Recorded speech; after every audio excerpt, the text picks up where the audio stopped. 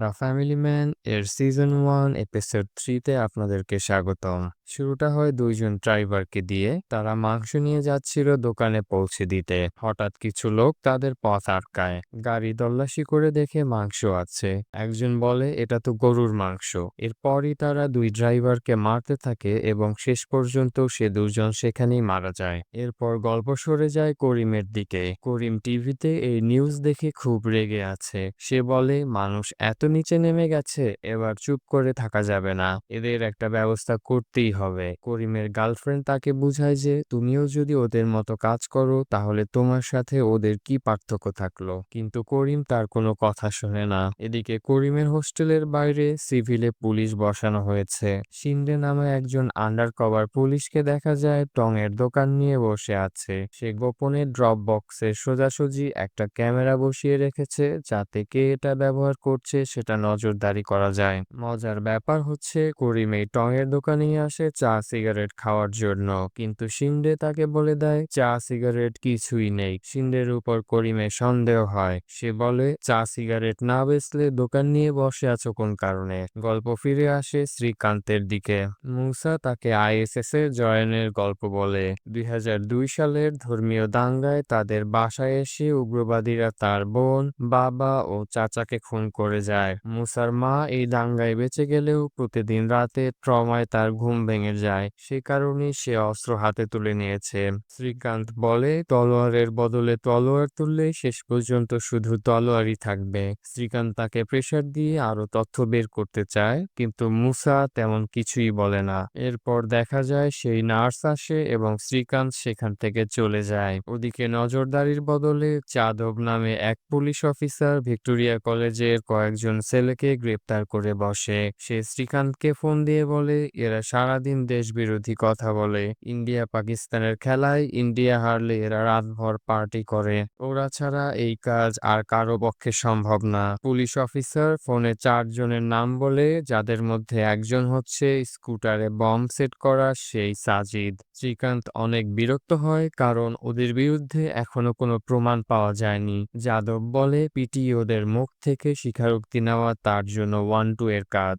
যাই হোক, শ্রীকান্ত পুলিশ কাস্টডিতে গিয়ে বলে এরা কেউই টার্গেট না, ওদের ছেড়ে দিন। এরপর গল্প যায় সূচির দিকে।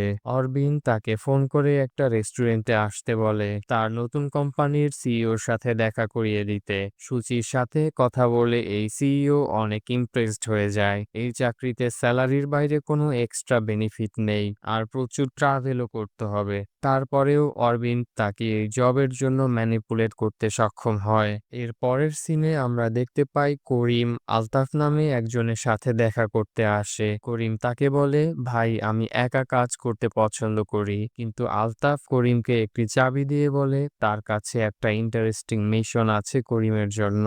এইদিকে শ্রীকান্ত ছেলে মেয়েদের নিয়ে সুপার শপে যায়। মেয়ে সারাদিন শুধু মোবাইলে কার সাথে যেন চ্যাট করে আর বাবার কোনো কথাই দাম দেয় না। সে ছেলেকে জিজ্ঞাসা করে তোর দিদির কি কোনো বয়ফ্রেন্ড আছে?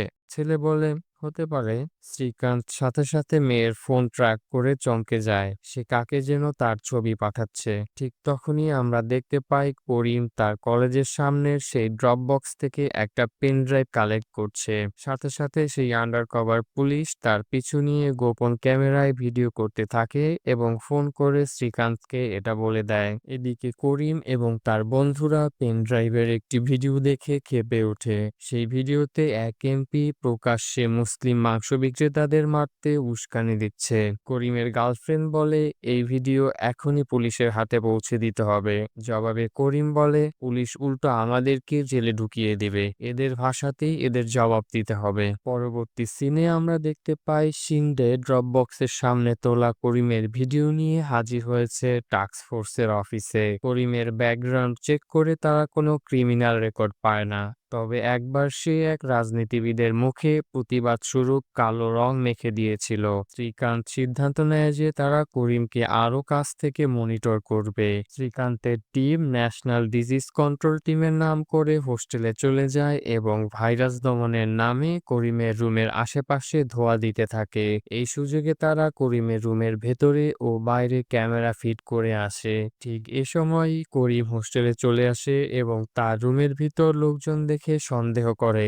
পরবর্তীতে বাইরে গিয়ে সে শিন্দের টঙের দোকান দেখতে পায় না, তাই তার সন্দেহ আরো পাকাপোক্ত হয়। গল্প এবার শ্রীকান্তের বাড়িতে যায়। ছেলের জন্মদিন, সবাই পার্টি করছে। শ্রীকান্তের মা, ভাই, শ্বশুর এরা এসেছেন অথর্বের জন্মদিনে। সুচির ফ্যামিলি সাউথের আর শ্রীকান্তের ফ্যামিলি নর্থের। তাই হিন্দি আর তামিল নিয়ে শ্রীকান্তের মা আর শ্বশুরের মধ্যে বাকবিতণ্ডা লেগে যায়। জন্মদিনের কেক কাটা শেষে ফ্যামিলির আড্ডায় শ্রীকান্তের ভাই তাকে বলে, অনেক দেশ সেবা করেছো, এবার এই জবটা ছেড়ে প্রাইভেট জবে ঢুকো আর কিছু টাকা কামিয়ে নাও। ঠিক তখনই কল আসে, করিমরা কোনো জায়গার গেস্ট লিস্ট আর ফ্লোর প্ল্যান নিয়ে কথা বলছে। তার মানে রাতে ধামাকাদার কিছু হতে যাচ্ছে। শ্রীকান্তের টিম হোস্টেলের বাইরে নজর রাখছে। ঠিক সেই সময় হঠাৎ করে বিদ্যুৎ চলে যায় আর করিম ও তার বন্ধুরা একটা ভ্যান নিয়ে পালিয়ে যায়। এমন থ্রিলিং মোমেন্টে তৃতীয় এপিসোড শেষ হয়।